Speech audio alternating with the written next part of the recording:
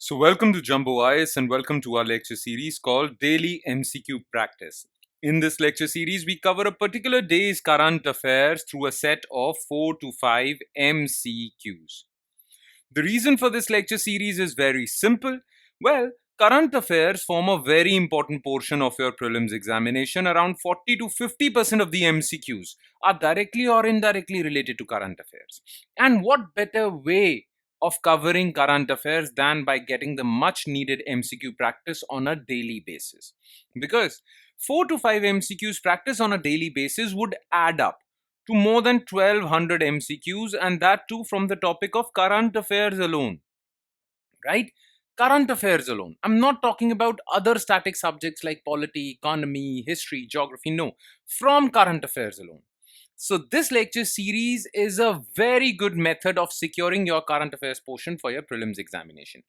So, please make this lecture series a part of your daily routine, a daily habit of yours, because that would be really beneficial for you. Okay, now let's start our discussion for today's lecture, starting with question number 1. Consider the following statements regarding TrailGuard AI. So, it is an AI powered surveillance system designed to combat poaching and illegal wildlife trade. Okay, it is developed by Center for Artificial Intelligence and Robotics under DRDO. Currently, it is only deployed in Simlipal Tiger Reserve of Odisha. Now, TrailGuard AI is a surveillance system, especially in protected areas like national parks, wildlife sanctuaries, biosphere reserves. Okay. And TrailGuard AI is a system of cameras and sensors which have AI models inbuilt into them. So they can track the movement of animals, they can track whether there is illegal poaching or illegal wildlife trade going on, okay, whether animals are being killed for wildlife trade, all of that. Okay, so it's a good AI powered surveillance system and it is currently being deployed in Simlipal Tiger Reserve. So this part is correct, this part is correct. Okay. Sorry, not this part is not correct. I'll tell you. It is not only deployed in Simlipal Tiger Reserve. It has been deployed in Dudhwa National Park. It has been deployed in other national parks as well. Okay, so not only. The only word over here is a problem. Now, this TrailGuard AI is made up by or is developed by a Gurgaon based company or Gurugram based company.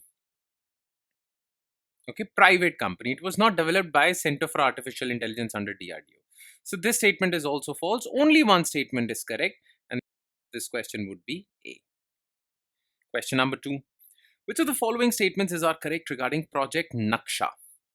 It is a geospatial technology driven land survey initiative for urban areas. Union Ministry of Rural Development is the nodal ministry for this project.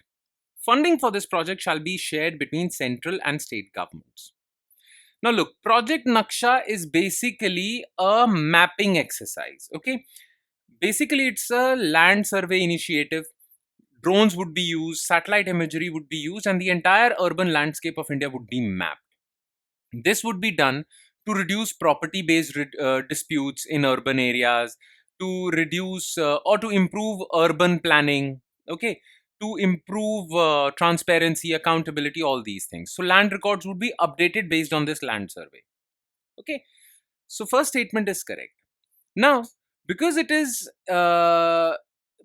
involved in urban areas, okay, because this initiative is for urban areas, many people might think that it must have been launched by or implemented by Ministry of Housing and Urban Affairs, but it's not. It's a Ministry of Rural Development initiative. So this part is also correct. Now, this entire project is 100% financed by central government of India. No state governments would pay for this project. So this statement is false. 1 and 2 only, A. Question 3. Which of the following statements are correct regarding Indian textile sector? Okay. Textile sector is the second largest employment generator in the country and contributes around 2% of India's GDP. The main export markets for Indian textile is USA and EU, which constitutes 47% of India's textile exports. PM Mitra scheme aims to skill 10 lakh artisans and textile workers. Okay. So the thing is that Indian textile sector is definitely the second largest employment generator. 4.5 million people are directly employed in textile sector and 6 million people are indirectly employed. It is the second largest employment generator after agriculture. Okay, and it does contribute 2% to India's GDP. This part is correct. Now, India exports a lot of textiles, and our biggest export market is USA and EU, European Union. 47% of our Indian textile exports go to these markets. So this part is also correct. Now, to improve textile sector, government launched PM Mitra scheme. Under PM Mitra scheme, well, we will build textile parks. We will also develop various infrastructure required for textile sector. But it is not a skill development initiative. Okay, it's not a skill development initiative. So this part is false. 1 and 2 only. Okay. Question 4. Consider the following statements regarding rarest of rare doctrine in case of capital punishment in India. The doctrine stipulates that capital punishment is violative of Article 21 of the Constitution and thus should be awarded in exceptional circumstances. The doctrine was established in Indian jurisprudence after Bachchan Singh versus State of Punjab 1980. Okay. So the thing is that in 1972, capital punishment is basically death sentence. It was challenged, okay, in the Supreme Court, and the basis for that challenge was that it is violative of fundamental rights under Article 14, Article 19, and majorly Article 21, which is right to life. Death sentence is violative of fundamental right to life. Okay, and this challenge was presented before the Honorable Supreme Court, and Supreme Court was made to decide whether death sentence is unconstitutional or not. Okay, now in 1972, Supreme Court categorically said that it is not violative of the Constitution, it is permissible under the Constitution, and therefore death sentence cannot be made illegal.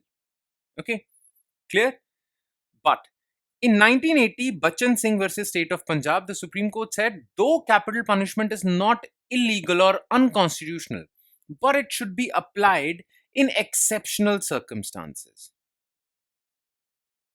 In rarest of the rare cases. Okay, rarest of the rare cases. Alright, so rarest of the rare case doctrine was given in Bachchan Singh versus State of Punjab. Under this doctrine, only in the rarest of rare cases you will award capital punishment. Otherwise, the maximum punishment would be life imprisonment. Okay, so first statement is false because it is not violative of the Constitution. The Supreme Court never said that. But yes, second statement is correct. Alright, only 2B. And last, consider the following statements regarding Simlipal Tiger Reserve. It is located in the Mayurbhanj district of Odisha and lies within Mayurbhanj Elephant Reserve. It was declared a biosphere reserve under UNESCO's Man and Biosphere program. Currently, a proposal has been forwarded to convert this area into a national park. Now, Simlipal Tiger Reserve is basically a national park already. Okay, and it was converted into a national park in 1980. So definitely statement 3 is false. Now this national park is also a tiger reserve. Okay, and it is in Mayurbhanj district of Odisha and lies within the larger elephant reserve of Mayurbhanj. This is correct. And this area was designated as a biosphere reserve by UNESCO. UNESCO has a program called Man and Biosphere program. Under that program, Simlipal Tiger Reserve or Simlipal National Park was designated as a biosphere reserve. So this part is also correct. Okay, 1 and 2 only. The answer is A. And with that, we conclude today's session. Thank you so much for watching, everyone. And I'm sure it has added value to your preparation. It has definitely added value to your preparation. And therefore, to add more value, you need to be pretty regular with this lecture series. Now, to add even more value, you need to revise this lecture as well. And what do I mean by revision? Well, just spend another 5 to 10 minutes taking a look at the written detailed solutions to each and every MCQ discussed above. Now, these solutions are available in our notes, and these notes are available on our Telegram channel. Where can you find our Telegram channel? Just below this video in the comment section, you'll find a link. Just click on that link. It'll take you to our Telegram channel, and from there you can download the notes for not just this lecture, but all the other lectures featuring on our YouTube channel. On that note, I'll be signing off. Thank you so much, everyone.